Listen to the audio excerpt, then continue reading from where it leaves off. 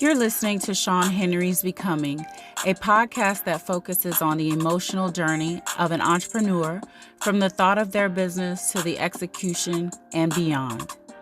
I am your host, Shun Henry, a serial entrepreneur, speaker, real estate investor, landlord, 21-year retired Army veteran, and author of When the Bank Says No. I'm sitting down with entrepreneurs to talk about their processes and the lessons they've learned along the way. Fasten your seatbelts. The journey is rough, but rewarding.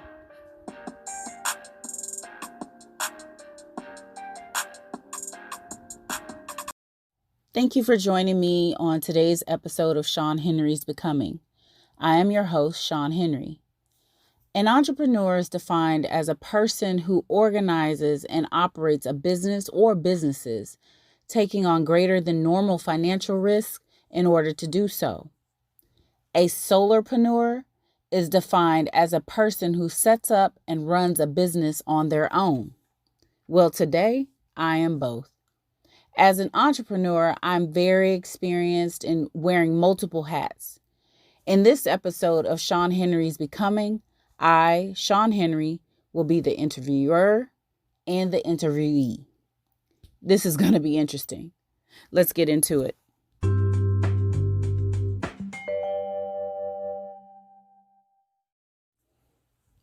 I grew up in California and Mississippi.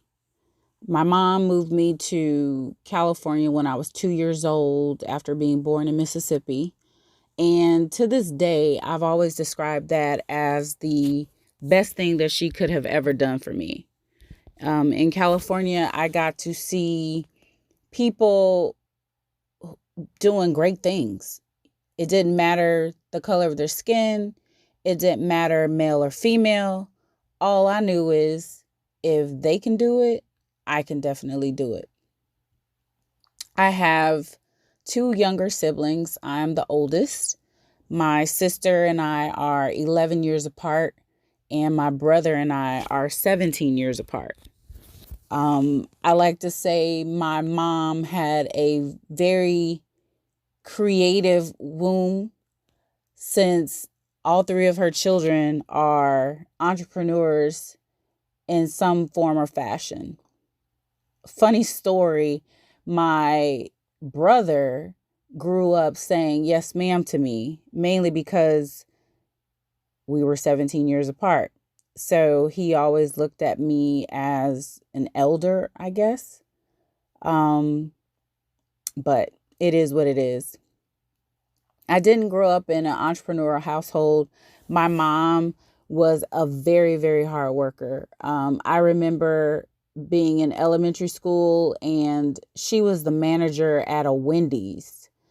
She got so many accolades from her work ethic. She actually met Dave. She met Wendy. They gave her so many awards. Wendy's essentially was my daycare or after school care.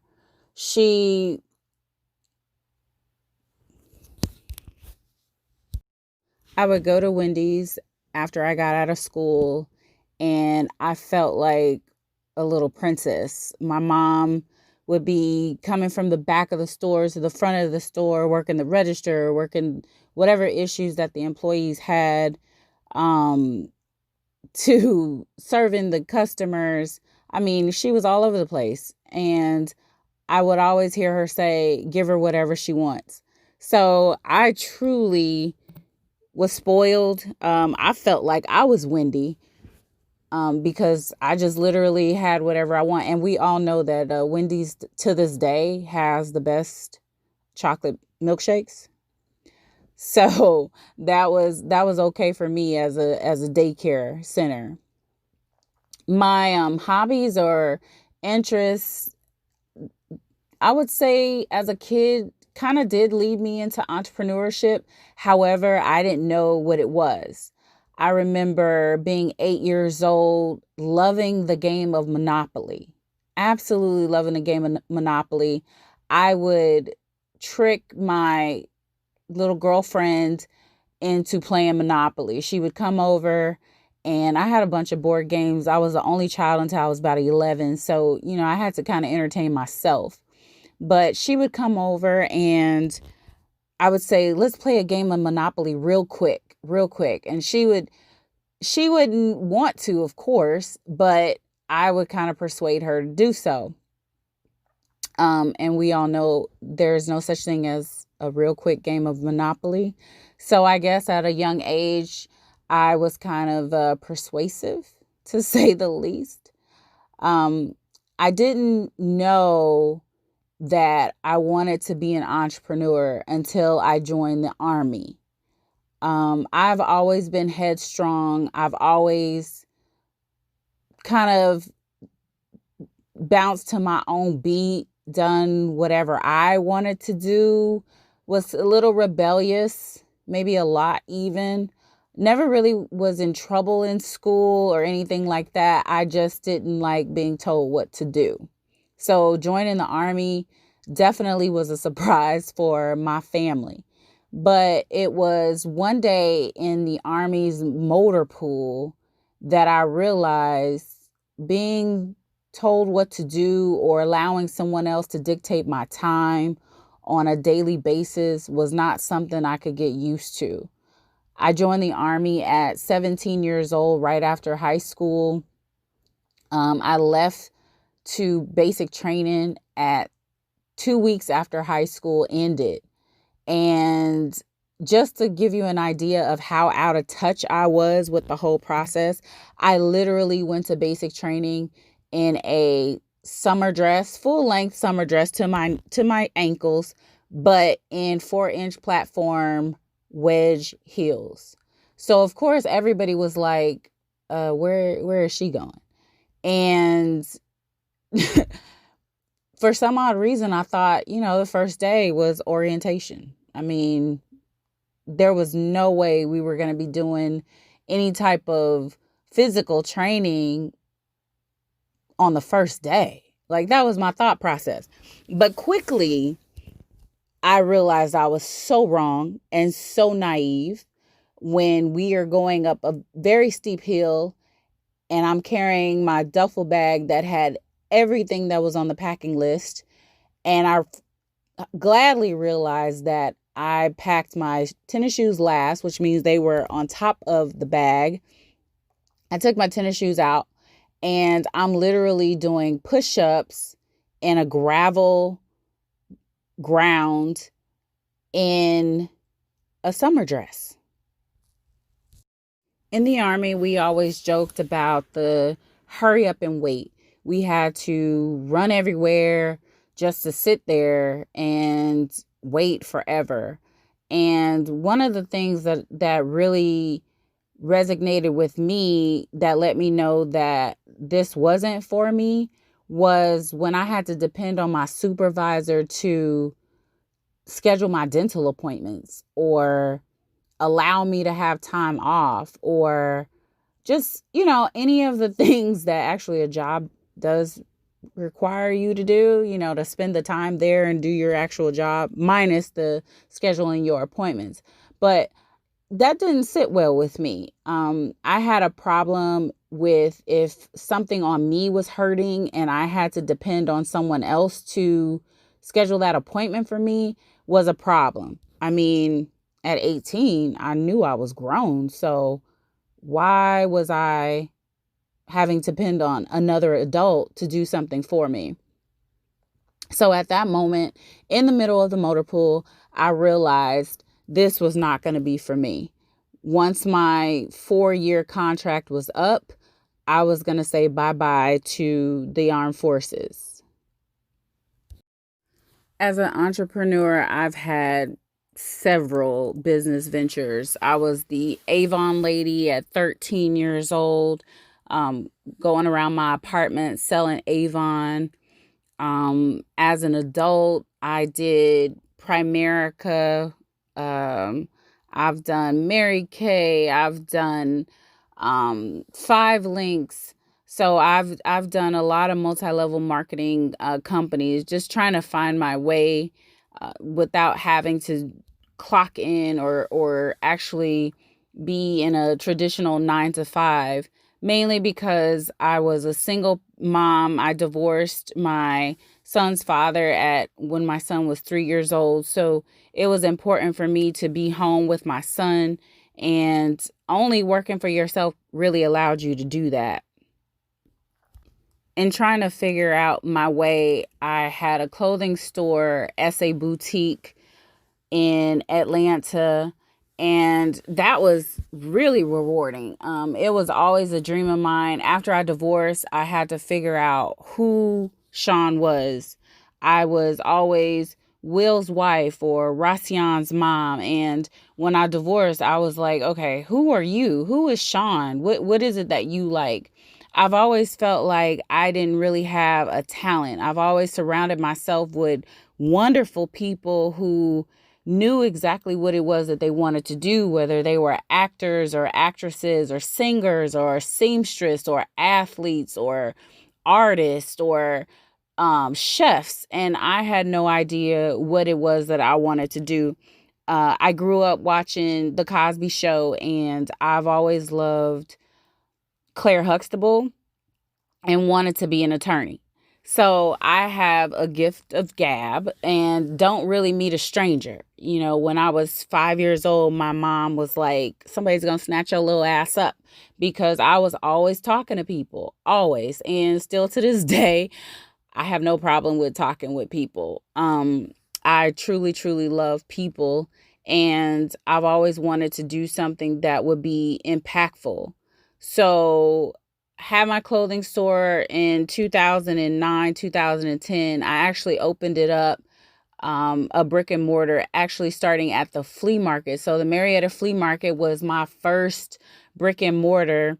I had that for 6 months. And one thing about owning your own, the thing is, there's someone has already done it.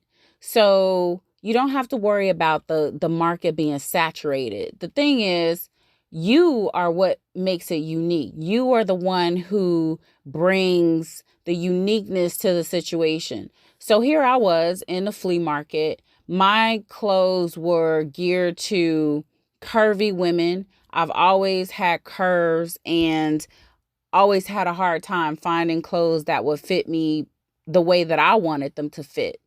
So I focused on that. I figured I wasn't the only one with that issue. I went into the flea market. I put down parquet floor or the pill and stick floor, whatever it's called, and I painted out the walls, and I was very strategic on how I had my clothings hung and the dressing room. So much so, people would come into the boutique and would be like, this doesn't even look like it belongs in here, because it didn't. And my store essentially was no different from any other store, but it was the spin that I put on it. I would have a human mannequins at the front of the building on Saturdays, especially when I was getting ready to have a fashion show. So I had human mannequins, and I had signs that told the passerbyers where my store was. So that was an experience for the female models too, because people would try to get them to move. And so it was fun, you know. And as an entrepreneur with your own business, you can get very, very creative in your marketing and what it is that you're trying to accomplish, while basically, you know, making money or creating a sale. You want to leave a lasting impression with your guests, your clients, and your customers. And that was always important to me. Hi, this is Shun Henry from ShunHenry'sBecoming. If you haven't heard about Anchor, it's the easiest way to make a podcast. Let me explain. It's free. There's creation tools that allow you to record and edit your podcast right from your phone or computer. Anchor will distribute your podcast for you so it can be heard on Spotify, Apple, Podcasts, and many more. You can make money from your podcast with no listenership. It's everything you need to make in a podcast in one place. Download the free Anchor app or go to anchor.fm to get started. Currently, my business has led me into real estate. I owned my first home with my first husband at age 19. We bought our first home, and when we divorced, I actually let him have the house in our divorce, mainly because I had never really been on my own, and I went from my mom's house to my grandmother's house to the army, and they provided housing, and then from there, I was married, so I never really been on my own, and I didn't want the responsibility of a mortgage. Learning how to manage our money as a couple was very, very difficult. And then, so I figured I needed to figure out how to do this on my own with a smaller home bill. So I ended up getting an apartment on my own. And because of this fear, that definitely can be crippling, I made sure I pay cash with everything. One thing about me is I do a lot of things scared.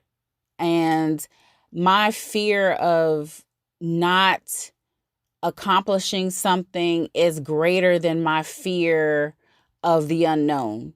Both are very scary. And as I've gotten older, I've learned the word anxiety and what that actually means. And I'm experiencing a lot. I don't know if I'm experiencing it more because I'm able to recognize it, but I do have anxiety issues at times. But again, my fear of not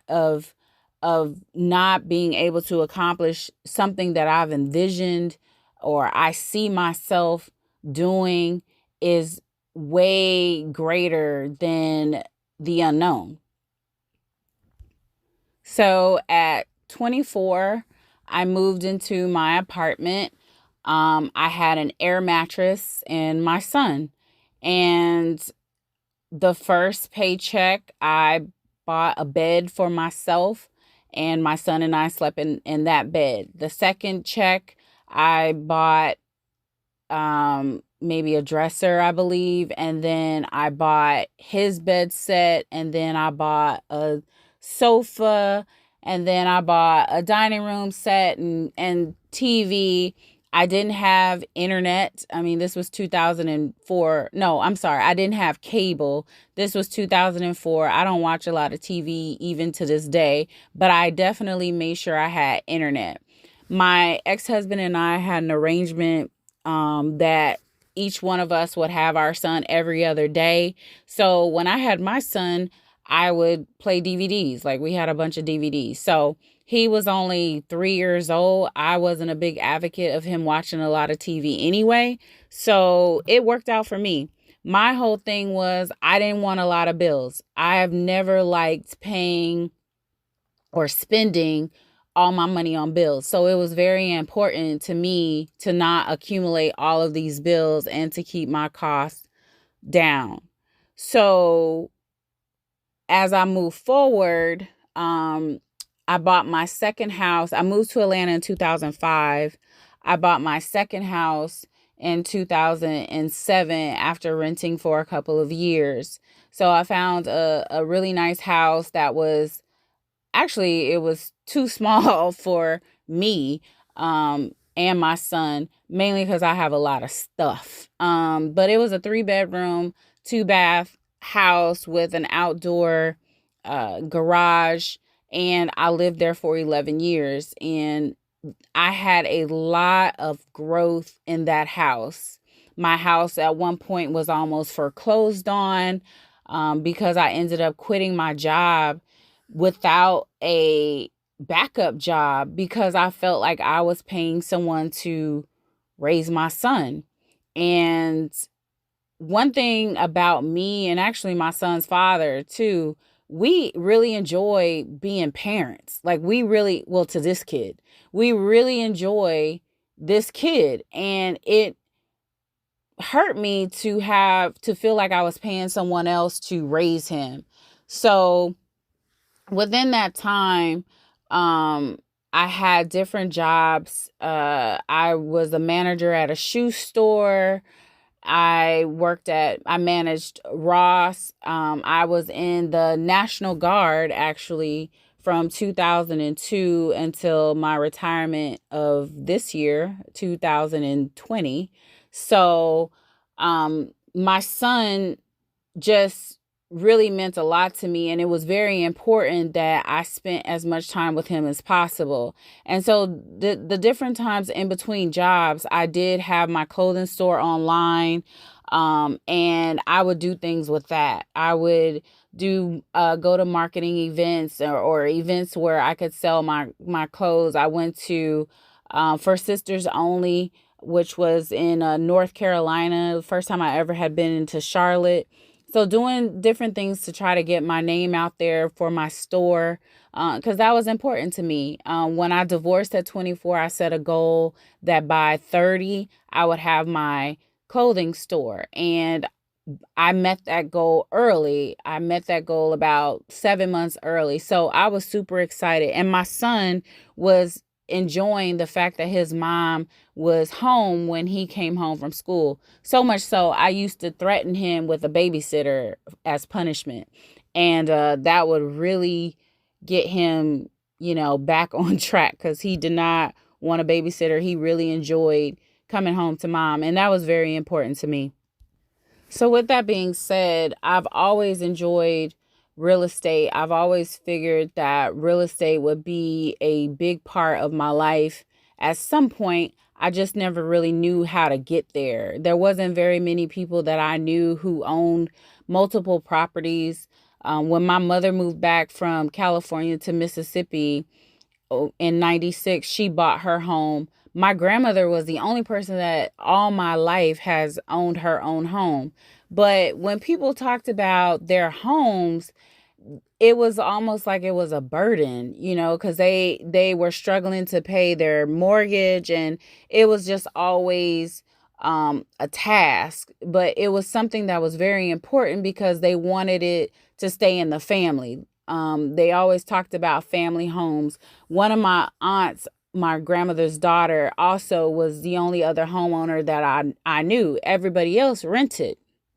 And like I said, until my mother moved back to Mississippi, she rented as well. So home ownership was never really spoke about in my home. But listening to other people and reading and seeing that real estate was one of the avenues or one of the vehicles that people use to create generational wealth, as well as the wealth that they were having at that moment. I always thought that was something that I wanted to do, and I've always aspired to own an apartment building, which is something that I am working on right now.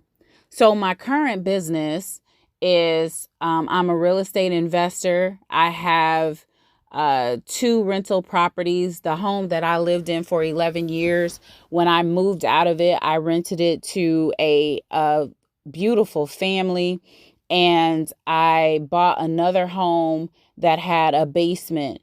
As soon as I moved into my new home, I renovated the basement, and before the walls were even up, I had renters. So I've realized that moving forward, I will not have or buy property that I cannot make income off of. So currently I'm looking for a duplex or triplex, or even a quadplex, or even a commercial property. Essentially, the property has to have more than one door, because I need to have more than one revenue or income stream in that one property.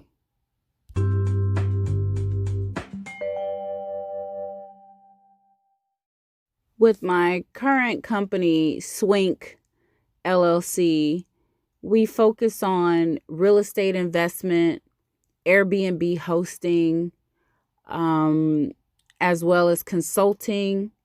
I'm an author. I just wrote a book about my experience in Airbnb hosting, becoming a super host within 30 days of hosting, as well as Airbnb Plus.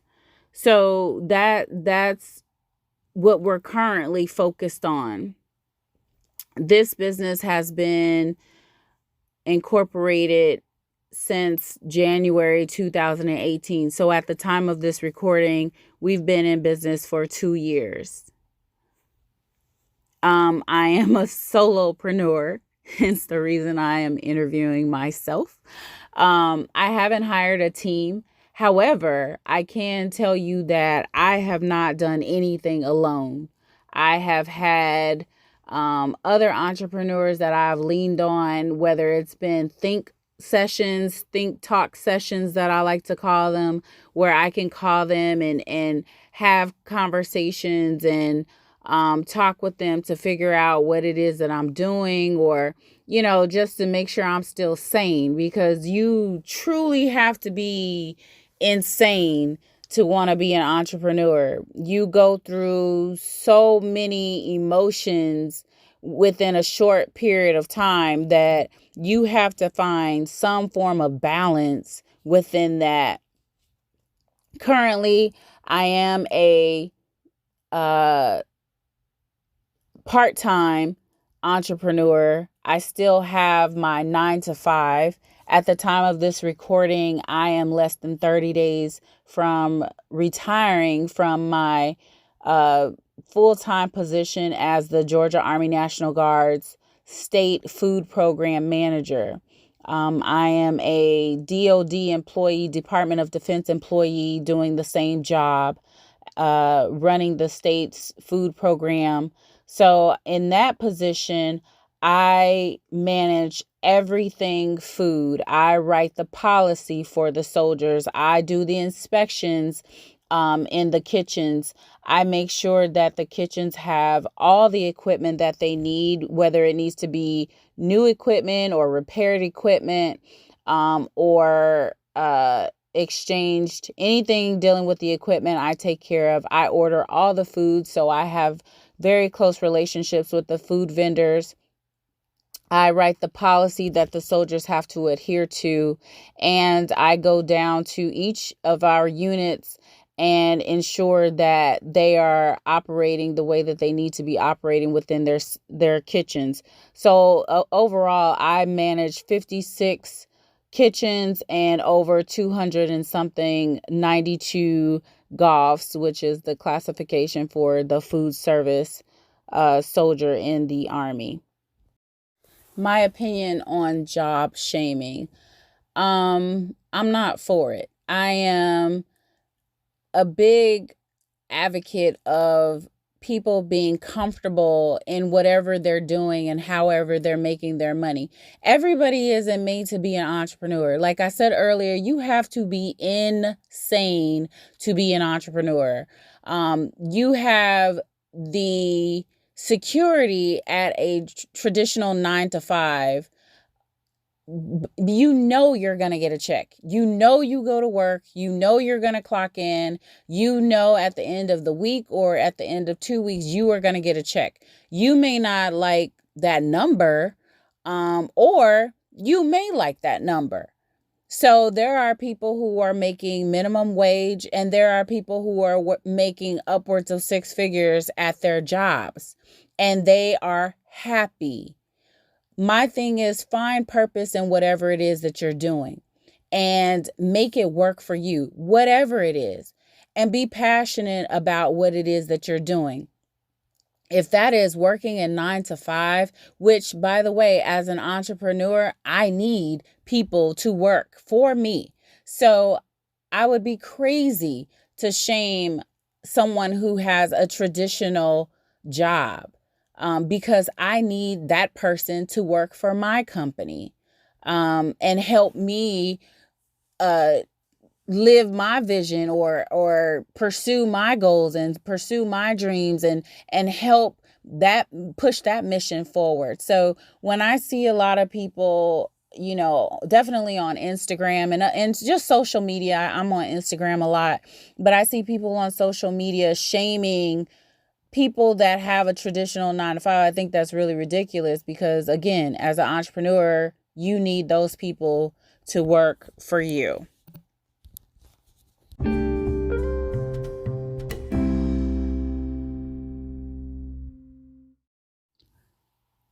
As entrepreneurs, we got a few unpaid bills, but we won't get specific if we want to quote the great Kanye West. But let's talk about gross versus net. Many people boast about their gross profits. They put up, their receipts from their bank accounts and things like that, and they discuss the amounts that they've earned in their business. But what they fail to discuss is the overhead costs. So in every business that I've started, I've had to pay out something first. So I didn't have the $500 deposits, or even something as simple as buying stationery or pens. Or when I had my clothing store, I had to buy clothes to sell first. When I had the venue, I had to build it out. So all of that money I had to have up front. I didn't have the money, that money didn't come to me via sales already. So when people are boasting about their gross, I'm like, wait a minute. You're literally paying yourself back at some point, or you're putting the money back into your business. So I always think that that's kind of a falsehood, a false narrative, and it gives people the perception that oh yeah, I can quit my 9 to 5 and make this $1 million overnight. And it's crazy. Even when I started my Airbnb, I had a mentor, a paid mentor. I paid her almost $500. All the details are in my book. When the bank says no, Airbnb hosting without owning the property. So shameless plug. But and you can get it at SWINCLLC.com. Click the buy now link and it'll lead you right to it. But anyhow, I had to spend the money in order to get the information from her. So that didn't come off a profit. That was what I had to pay first. And then, okay, I got the apartment that I used strictly for Airbnb, and I spent 10 grand furnishing it. And oh yeah, I got all the receipts, because I was even surprised. The mentor told me, oh yeah, you will spend 10 grand for one apartment. And I just knew that I was pretty savvy when it came to shopping, and I love thrift stores. I love TJ Maxx. I love Ross. I love all of those discounted stores. I love clearance racks, things like that, to where I knew it was going to be cheaper for me. Yeah, okay. But my taste is a little expensive and a little high end. So I went out and bought some really nice beds, because I knew I wanted people to be comfortable. But then on top of that, I knew the clientele that I wanted. So I knew that if my place looked like it was shabby chic, or, the great finds of the Goodwill and the consignment stores, that the clients that I wanted to host wouldn't be happy with my nightly rates. I went from $99 a night to $179 a night at my peak, and people paid for it with no problem at each end. So the narrative of the gross income is crazy, because I didn't see a return until 7 months later. As an entrepreneur, we get asked many times, what is the most rewarding part of being an entrepreneur? And I would have to say the freedom of time. I'm not really concerned about the money, although money allots you the freedom of your time. So you essentially buy back your time with money. I want to be able to hop on a plane, go to an island. I love water. I love the sun. I love when my skin is kissed by the sun. I love shopping. I love eating. I eat out every single day. All those things require money. However, the freedom to not have to wake up with an alarm clock is extremely rewarding for me. But as an entrepreneur, you work your tail off because guess what? You don't get a check, a guaranteed check like you would from your 9 to 5. And that would be the unrewarding part, the not guaranteed check. However, the difference that you make as an entrepreneur in the things that you are striving to do is extremely rewarding to me. My mantra is I want to house and employ people. And the things that I have done, from renting or creating a space for rent in my basement, I employed a general contractor who in turn employed workers or different professionals to do my electrical, to do my plumbing. And then now I'm housing 2 tenants in my basement. And in my other home, I'm housing a family of 5. And so that is very important to me. Any business that I have had and the one now that I am working in, that is my goal, to house with real estate and to employ some way, shape, or form in everything else that I have going on.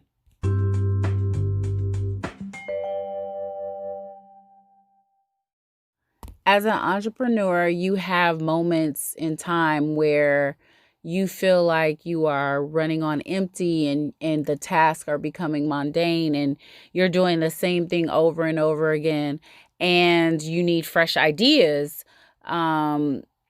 What I would suggest for business owners who are in that stagnant phase, listen to podcasts. I mean, that's what you're doing right now with this one. Find something within that podcast that applies to your business and try it. We all have different businesses. However, some of the practices and principles are still the same. So I would definitely do that. Spend an hour or so in the bookstore. Find a new book. Breeze through that. As an entrepreneur, if you are in the thick of things in your business, you have to take the time out to rejuvenate yourself, to step out of your business and look at it from a bird's eye view so that you are not just on that rat wheel. So you didn't just purchase a job, basically. You have to be intentionally focused on a few things at a time. So instead of focusing on everything that's going to happen within that day, you have to take the time out to say, okay, I'm going to focus on A, B, and C during this time of the day. In order for you to continue to enjoy your business and not to feel like this isn't working for you. Other advice that I would give to people who are considering entrepreneurship, I would definitely say, make sure it's something that you're passionate about. When I was divorcing for the second time, I had no idea what I wanted to do. Absolutely no idea. I hadn't done anything within a personal business of mine within about 2 years in that relationship. And I truly felt lost. I truly felt like I was not Shun. I wasn't me. And I remember I was probably in a small state of depression. But what I did not want to do was own a job. I had considered all kinds of different businesses. I would do Google searches trying to figure out what it is that I wanted. I am a girl. I love hair extensions. I love wigs. I love nails. I love all those things that make us beautiful or enhance our natural beauty.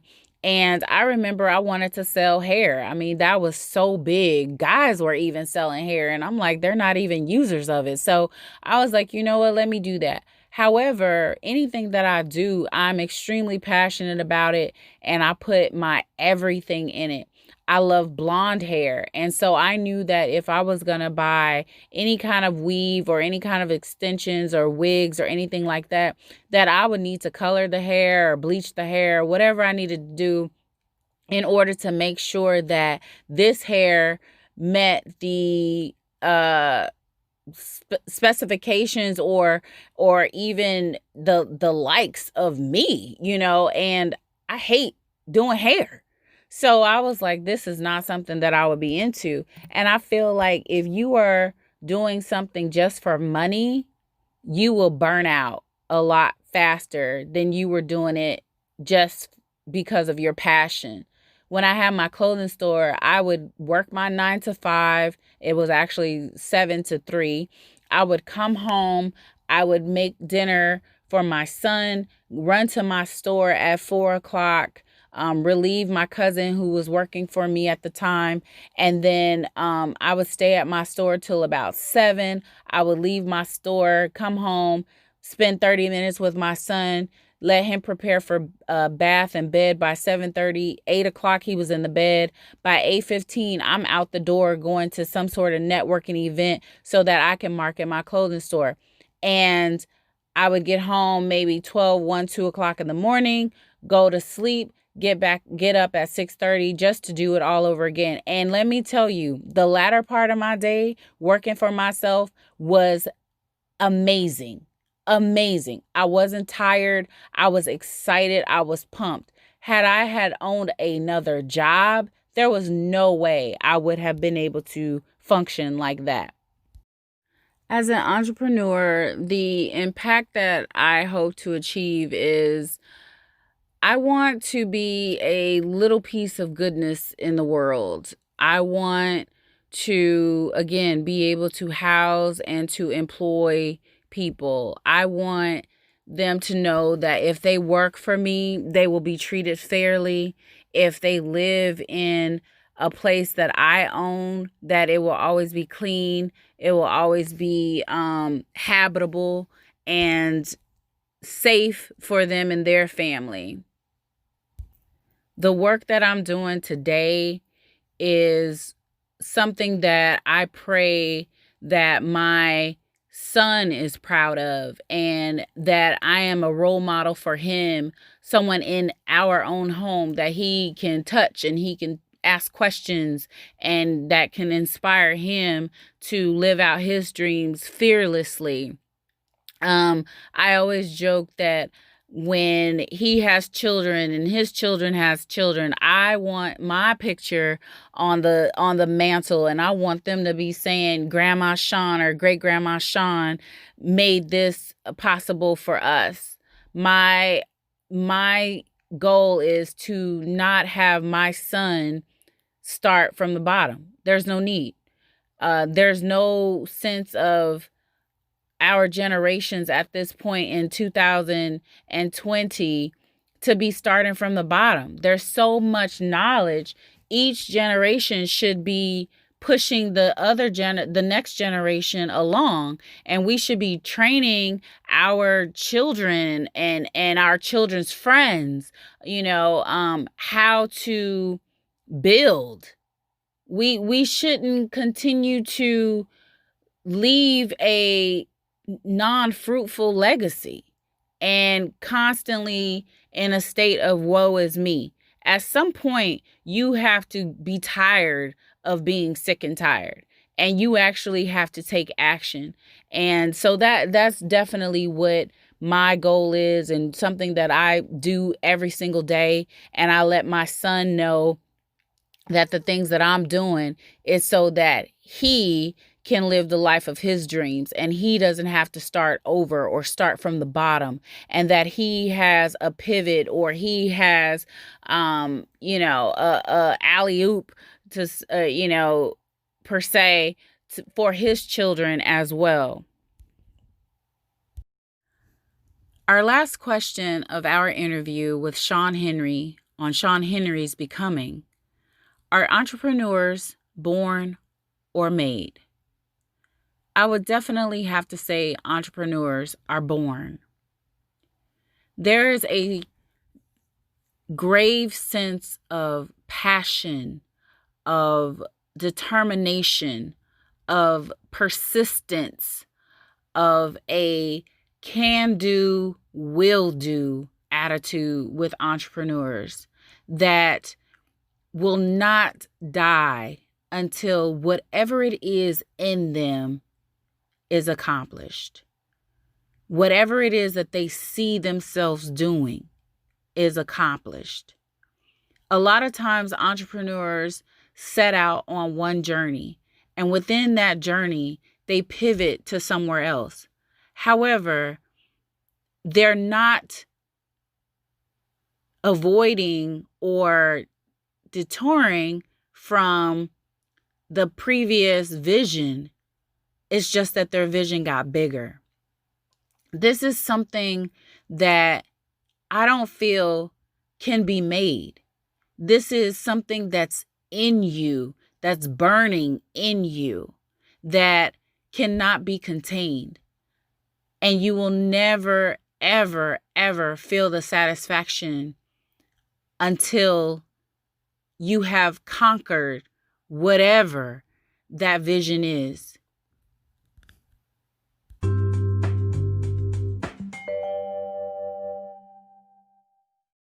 In our last segment, Growing Our Tribe, we shout out another small Black-owned business as well as a book that has helped us in growing our minds, which in turn grows our business. I am super excited to shout out my friend in my first podcast, James Powell of Auto One in Jackson, Mississippi. He has had his shop for well over 15 years. I've lost count. I've been so proud of him and everything that he has done in his business.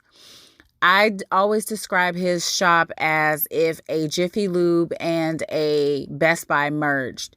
This man is so talented that he can do anything to your vehicle, from a simple oil change to tricking it out to win awards in the local national car shows. You can find him at Auto One, 4590 Raymond Road in Jackson, Mississippi, 39212, or give him a call at 601-373-8222. Today's featured book is Make It Happen, The Hip Hop Generation Guide to Success by Kevin Liles. In the introduction to his book, he says, "My cousin Tony always told me there are 3 kinds of people in this life: those who make it happen, those who watch it happen, and those who let it happen to them. Which kind do you want to be?" Manifestation says, "I ask for what I want. I command what I want. I send it out into the universe, and I, without a doubt in my faith, in my belief, wait for it to come back to me. I don't look for my blessings. I send the energy out to go get it, and it comes back to find me." Michi X. Till next time, this has been an episode of Shun Henry's Becoming.